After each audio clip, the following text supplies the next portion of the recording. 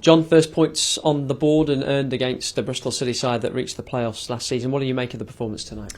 I thought we started the game really well. First 25, 30 minutes was great. Then they scored, obviously, by some really poor play from us from the throw-in. We didn't lock in properly. We didn't do our jobs. That's the second time now we haven't done that in 2 games. So, we've got to keep working hard on doing the basics very well. If we do them well, that goal doesn't happen. Then for that last 15 minutes of the first half, we lost our way a little bit. We became a bit frustrated. But the fans that kept right behind us was fantastic. So coming in at half-time, we knew if we start the second half like we started the first half, we'd be back in the game. I felt we controlled large parts of the game without really causing them any problems. And that's something that we've got to get better at, but we kept going.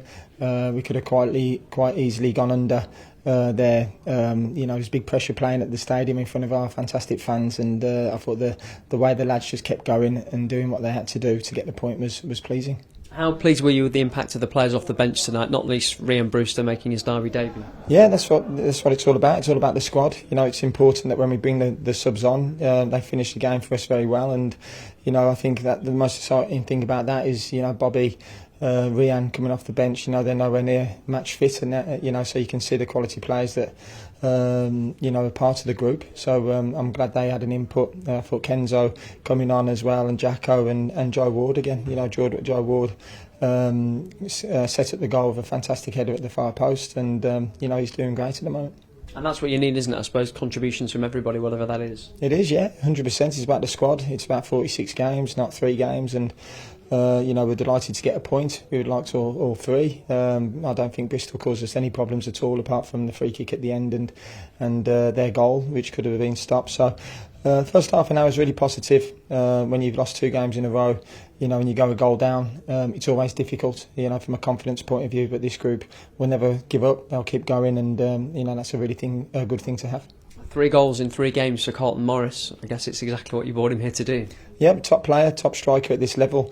We need to create more for him. We need to have more bodies around him as well. He's an outstanding performer, and I was really pleased with him. Attention now turns to Tuesday night, EFL Cup second round away at Burnley. How do you approach this one?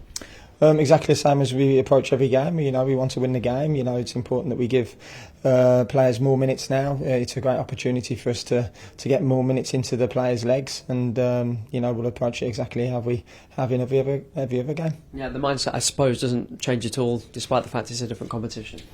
Yeah, definitely. As I say, whatever game we play, home and away, if it's in the FA Cup, the League Cup, it doesn't matter. If it's a friendly, we want to win. So we'll be prepared properly and see where it takes us. And are these games useful to get minutes in players' legs? You talked a lot about the fact you've still got players out there who aren't at full speed yet.